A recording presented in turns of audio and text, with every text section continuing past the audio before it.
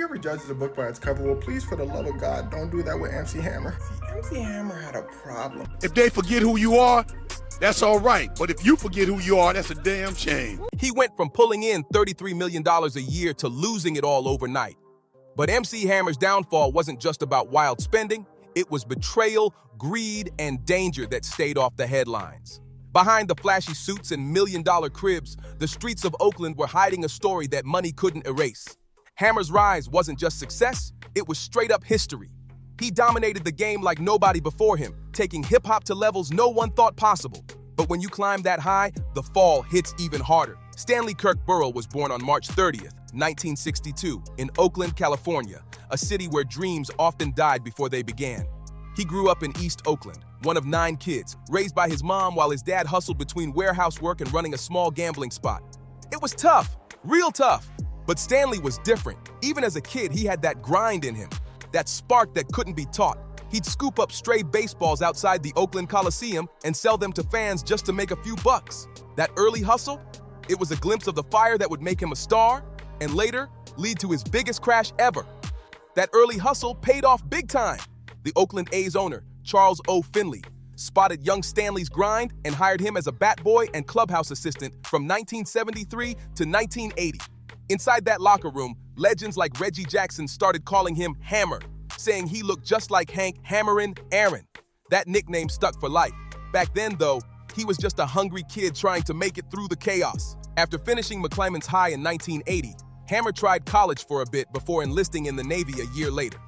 He served as a petty officer, handling aviation supplies until his honorable discharge in '84.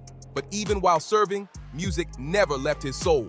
He'd rap in clubs, go by MC for Master of Ceremonies, and even started a Christian rap group called the Holy Ghost Boys. Those early days built the foundation for what was coming. With nothing but faith and hustle, he borrowed $20,000 from 2 Oakland A's players, Mike Davis and Dwayne Murphy, and launched Busted Productions straight from his basement. His first album, Feel My Power, 1986, sold over 60,000 copies, all independent. Songs like Ring 'Em lit up Bay Area clubs and caught serious attention. The buzz was too strong to ignore. Soon after, Capitol Records came knocking in 1988, ready to take MC Hammer to the big leagues. Capitol Records dropped a jaw-dropping $1.75 million advance on MC Hammer, an unheard-of deal for a hip-hop artist back then. Remember, this was a time when rap was still fighting for respect in the mainstream. They re-released Feel My Power as Let's Get It Started in 1988, and boom, it went multi-platinum. Hits like Pump It Up and the title track mixed rap, funk, and dance in a way no one had ever seen before. Hammer wasn't just another MC, he was a full-blown performer. His bright outfits, wild choreography, and faith-driven lyrics set him apart from legends like Run DMC and LL Cool J. He didn't just rap, he performed. The man turned music into a visual experience that had everyone watching in awe. Then came 1990, the year that changed everything. Hammer dropped Please Hammer, Don't Hurt 'Em, and it didn't just win, it dominated. The album smashed every record, becoming the first hip-hop album ever to go diamond. Over 18 million copies sold worldwide. That's insane for 1990, when hip-hop was still seen as an outsider genre. And the anthem, You Can't Touch This. That Rick James Super Freak sample turned into pure gold, hitting number 8 on the Billboard Hot 100. The album also gave us Pray, Have You Seen Her, and more fire tracks, all laced with that signature Hammer energy. Between the flashy Hammer dance and the Running Man, MC Hammer became more than a rapper. He became a cultural explosion the whole world felt. The whole world was shouting, "Stop! Hammer time!" Kids were busting out the Hammer dance in schoolyards, and grown folks were rocking those shiny parachute pants like it was a lifestyle. Everywhere you went, those opening notes hit, and you knew exactly what time it was. By 1990, Hammer was unstoppable. He scooped up 3 Grammys, including Best R&B Song and Best Rap Solo Performance, plus a stack of American Music Awards and even a People's Choice Award. His world tour, pure chaos in the best way. Sold-out arenas, screaming fans, and merch that flew off the shelves. Mattel dropped Hammer dolls, and he even had his own Saturday morning cartoon, Hammerman, turning him into a pop culture superhero for a whole new generation. By 1991, Forbes crowned him one of the highest-paid entertainers alive, sitting on an estimated net worth of $33 million and making around $30 million a year from music, tours, and deals with giants like Pepsi and KFC. Adjusted for today's money, that's about $70 to $76 million a year, not just rapper money, superstar money. Hammer wasn't just rich. He was on top of the entire entertainment world. Hammer wasn't just running with rappers. He was outshining movie stars, rock legends, and pop icons who'd been running the game for decades. And the wild part, he was winning. In 1991, he dropped Too Legit to Quit, selling over 5 million copies and giving us hits like the title track and Adam's Groove. These weren't just songs. They were full-blown productions with celebrity cameos from Jim Belushi to Queen Latifah, costing millions to shoot. Those videos looked like Hollywood movies. Big sets, wild choreography, lights, and energy nobody in hip-hop had pulled off before. Hammer wasn't just making tracks. He was crafting an empire built on performance, visuals, and pure showmanship. Every move screamed superstar. But here's what got lost behind the glitz, the dancing, and the flashy pants. Hammer was real. Born and raised in Oakland, he came from the kind of streets that never forget their own. And that toughness didn't fade when the money came in. As Oakland legend Too Short once said, people would test Hammer thinking the dancing meant he was soft. They would learn otherwise. At the very peak of his fame, when money poured in faster than he could count, when every door in the world was wide open, MC Hammer made moves that would crush everything he built. Having money and keeping money are two totally different games, and Hammer was about to learn that the hard way, in public and in the most brutal way possible. When you're pulling in $30 million a year, you start thinking it'll never end. You start believing you can't lose. But those smart decisions in the moment end up looking wild in hindsight. And Hammer made those mistakes on a scale so massive, people still talk about it today. He was living larger than life, spending like money had no limit. But the symbol of it all, the crown jewel of his empire, and the spark of his downfall was his mega mansion in Fremont, California. In 1990, he dropped $5 million on a 12.5-acre hilltop estate overlooking East Oakland, the same area where he grew up hustling baseballs as a kid. To him, it wasn't just a home, it was proof he made it. But that 11,000 square foot house wasn't flashy enough for Hammer's vision. So he tore the whole thing down. From scratch, he built a jaw-dropping 40,000 square foot compound, part dream, part flex, and pure excess. It wasn't just a mansion, it was a monument to success and the first sign that his empire was starting to crack. The upgrades to Hammer's dream mansion cost anywhere from $12 to a mind-blowing $30 million, just in renovations. That's right, up to $30 million to turn his Fremont estate into something straight out of a fantasy. Gold-plated gates reading "Hammer Time" welcomed every guest like royalty. Inside, it was pure luxury overload. $2 million worth of Italian marble shipped straight from the mountains. 2 swimming pools, one literally shaped like his signature parachute pants, became Hollywood gossip. And that was just the start. There was a private bowling alley, baseball diamond, tennis courts, a 17-car garage, a full recording studio, a rehearsal hall, and even a 33-seat movie theater.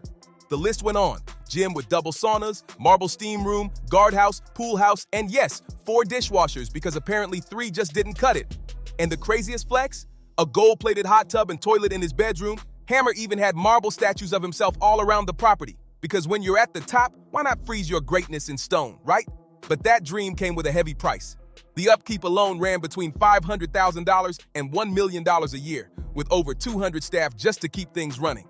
Hammer later admitted he barely even used half of what he built, a symbol of how fast success can turn into excess. Hammer later admitted the mansion felt more like a fancy vacation spot than a home. Rooms sat empty, spaces untouched, luxury everywhere but no real joy inside. That marble steam room, barely used. The designer couches, hardly sat on. It wasn't comfort, it was showtime. Wealth on display just for the sake of flexing. And the mansion was only the start of his wild spending. Hammer's car collection was straight out of a billionaire's fantasy. Between 17 and 20 luxury rides lined up like trophies. He had a Lamborghini, a Ferrari worth $185,000, a vintage 75 Mercedes, a few more high-end Benzes, rare classics, and of course, a stretch limo for those grand entrances. Commercial flights? Nah, Hammer was way past that. He owned his own private jet, reportedly a Boeing 727 and not 1 but 2 helicopters. Because why pick just one when you can fly in style? Or have a backup in case your other helicopter needed a rest? And then came the horses. Oh, the horses. In 1991, he launched Oaktown Stables, dropping anywhere from $1.2 to $25 million into the world of thoroughbred racing. He owned around 19 to 21 horses, each costing between $250,000 and $1 million. To be fair, a few of them actually made money. One even turned out to be a serious winner. But still, the spending spree was just getting started.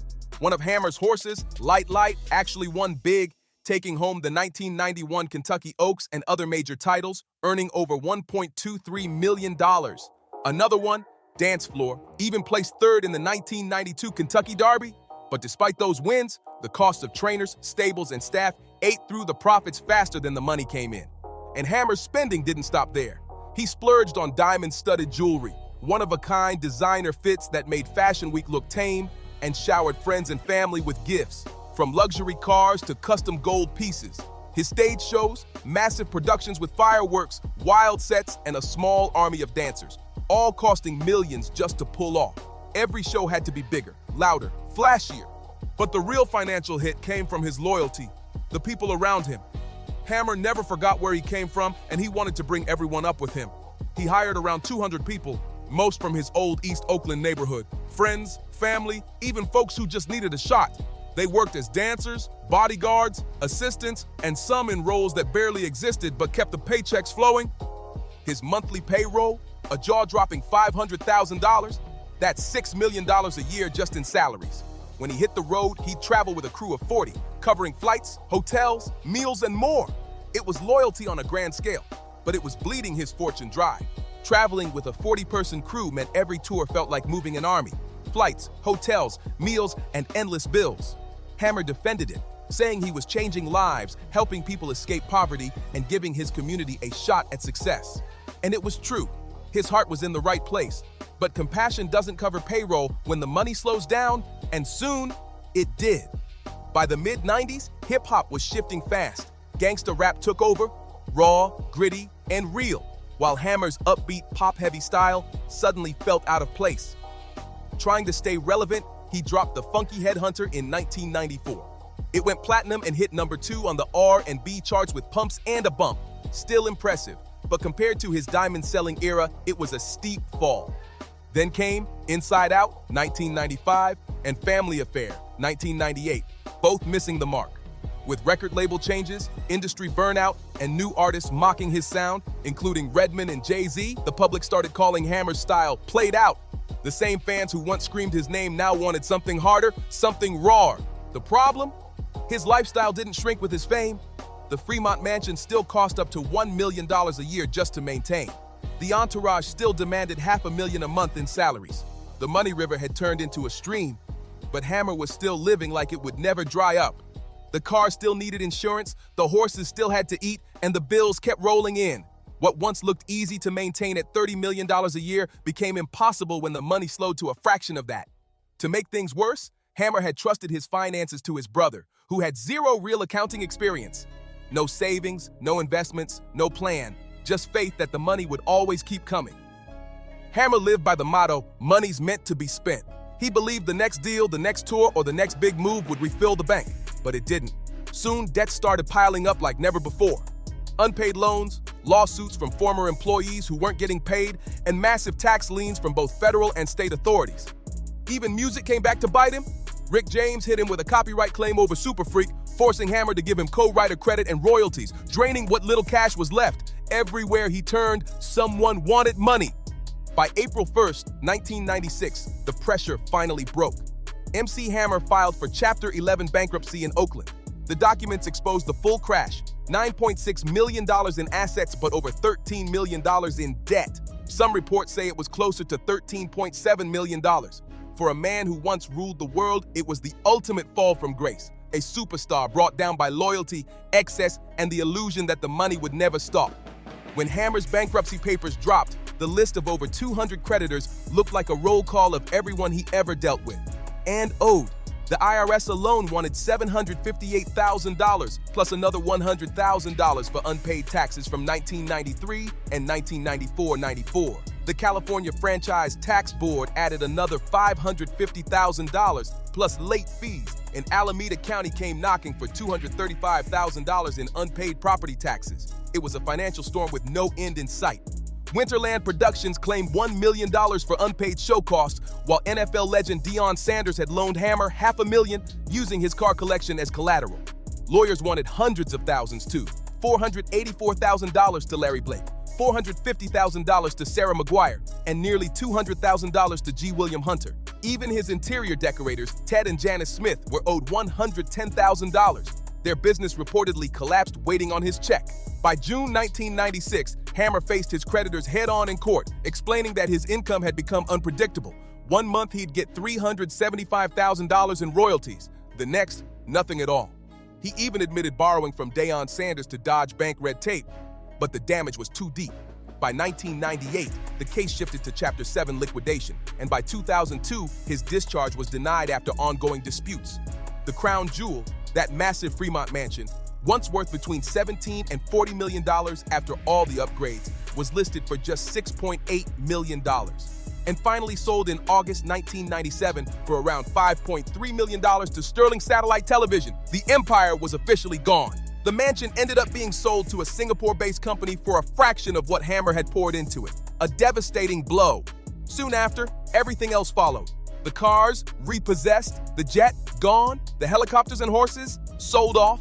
Every symbol of his rise, every shiny piece of proof that he made it, vanished before his eyes. Looking back years later, Hammer admitted with brutal honesty, "I had too much money and not enough sense." It was a hard truth learned in the most public way possible. The whole world watched as one of hip-hop's biggest icons turned into one of its loudest cautionary tales. But this story doesn't end in tragedy. Not for Hammer. Unlike most stars who crash and disappear, he refused to stay down. The same unstoppable drive that took him from hustling baseballs in the Oakland Coliseum to selling 18 million albums wouldn't let him quit. By the late 90s, in the middle of the wreckage, Hammer found something deeper. Faith. He experienced a complete transformation, becoming an ordained Pentecostal minister and dedicating himself fully to his spiritual calling. This wasn't just about music anymore. It was about redemption, purpose, and rebuilding a life with real meaning. This wasn't some PR stunt or image makeover. This was real. After losing everything, Hammer found peace in faith and purpose. He hosted MC Hammer and Friends on the Trinity Broadcasting Network, a show focused on spirituality, growth, and redemption. It wasn't about fame anymore. It was about healing and helping others find light after the storm. He even officiated celebrity weddings, from actor Corey Feldman's in 2002 to Mötley Crue's Vince Neil's in 2005, blending his star power with his new calling as a minister. Beyond TV, he reached out to prisons and youth programs, preaching second chances and hope, living proof that redemption was real. But Hammer's comeback wasn't just spiritual. It was business too. The same sharp hustle that once turned a $20,000 loan into a music empire kicked back in. He saw opportunity where others didn't. In tech, Hammer dove into Silicon Valley, not as a celebrity mascot, but as a real investor and advisor, spending 10 to 12 hours a day learning, networking, and building. In 2007, he co-founded DanceJam.com, a dance-focused social platform that pulled in $4.5 million in funding before being sold to Grind Networks in 2011. From preacher to tech investor, Hammer reinvented himself once again, proving that you can rise from ruin with faith, brains, and unstoppable drive. As chief strategy officer, Hammer used his entertainment smarts to boost marketing and engagement like a pro. But what really shocked people were his early tech investments. He got in before the boom, backing companies that would later rule the digital world: Twitter, now X, Square, Bump Technologies, Flipboard, and Pandora. He even advised Pandora's founder on streaming strategies before the platform exploded. And the timing? Unreal. These weren't safe bets. This was pre-IPO territory, long before anyone saw the gold rush coming. Hammer wasn't just investing, he was predicting the future. His early stake in Twitter especially proved how sharp his instincts were. He believed in the platform when it was still struggling to find its identity. In 2010, he launched Alchemist Management, representing MMA fighters like Nate Marquardt, and later introduced Wiredo, an ambitious deep search engine meant to rival Google. It didn't take off, but that didn't stop him. It showed his fearless drive to innovate. By 2011, Hammer was recognized as Social Media Marketer of the Year at the Gravity Summit for his 2.6 million Twitter followers. Real engagement, not just hype. And in 2016, he leveled up again, becoming a limited partner at Swan and Legend Venture Partners, sealing his transformation from rapper to respected Silicon Valley insider. Hammer wasn't just back. He'd completely reinvented the game. These days, Hammer's still grinding, consulting for around 8 different companies, diving deep into the world of AI and music innovation. He's focused on how artificial intelligence is reshaping the industry, often speaking about big moves like Universal Music's partnerships with AI companies such as Stability AI and Udio. Hammer isn't just watching the future unfold, he's part of it. And while tech became his main lane, music never left his heart. He dropped Family Affair in 1998, a gospel double album featuring a track with Tupac. Then came Active Duty in 2001, a patriotic project released after 9/11, with all proceeds going to charity.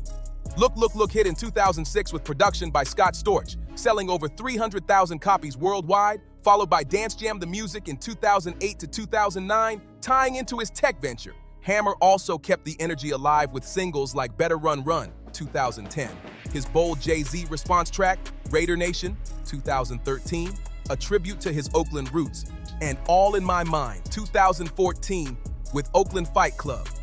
He even refreshed Help the Children in 2017, showing his heart never changed.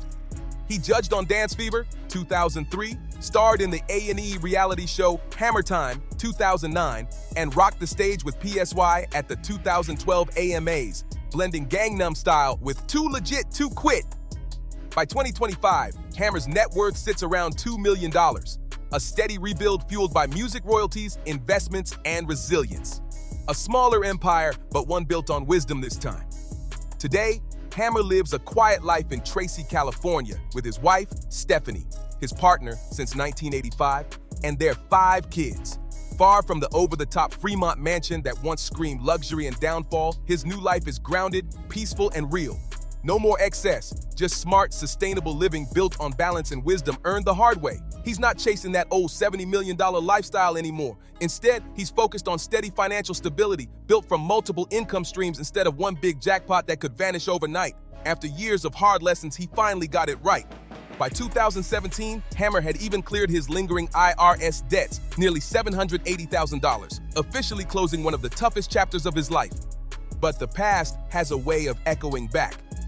In August 2025, JP Morgan Chase hit Hammer and his company, You Can't Touch This LLC, with a lawsuit over a 2023 Land Rover Defender. Payments reportedly stopped in mid-2024, leaving about $76,000 still owed, with the bank pushing to repossess the car.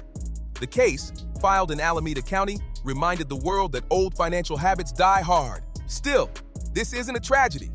Unlike so many celebrity crash and burn stories, Hammer's journey shows evolution. He fell hard, but he learned, adapted, and found peace. His story isn't about loss, it's about survival and growth. Yes, Hammer lost $70 million. Yes, his financial mistakes were massive. And yes, his bankruptcy was one of the most public in entertainment history. But tragedy means final. And MC Hammer's story is anything but over. His journey isn't about failure. It's about strength, rebirth, and building something real after losing everything. Today, Hammer stays active and connected. Over 405,000 followers on Instagram and millions more on Twitter. Yaks! He posts daily about tech, faith, motivation, and culture, proving that influence isn't just about fame or fortune, it's about relevance and purpose. His mark on hip-hop is legendary. He showed the world rap could go mainstream, sell millions, and still keep its soul. He brought family-friendly energy, big visuals, and stage showmanship to a genre once boxed in by stereotypes. Without Hammer, artists like Will Smith, who balanced pop and rap, might not have had that blueprint. Even PSY, the Gangnam Style star, has credited Hammer for showing how dance and music can break language and cultural barriers, and the story still isn't done.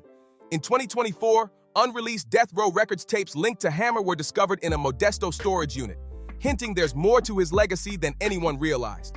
MC Hammer's life isn't just a rise and fall. It's a continuous evolution, full of lessons, surprises, and the unbreakable spirit of a man who refuses to quit. That's the real MC Hammer. Not just the guy in parachute pants yelling, "You can't touch this," and not just the bankruptcy headline everyone remembers. He's a man who tasted unbelievable success, hit rock bottom, and still found his way back through faith, family, and pure reinvention. His story isn't about fame, it's about wisdom.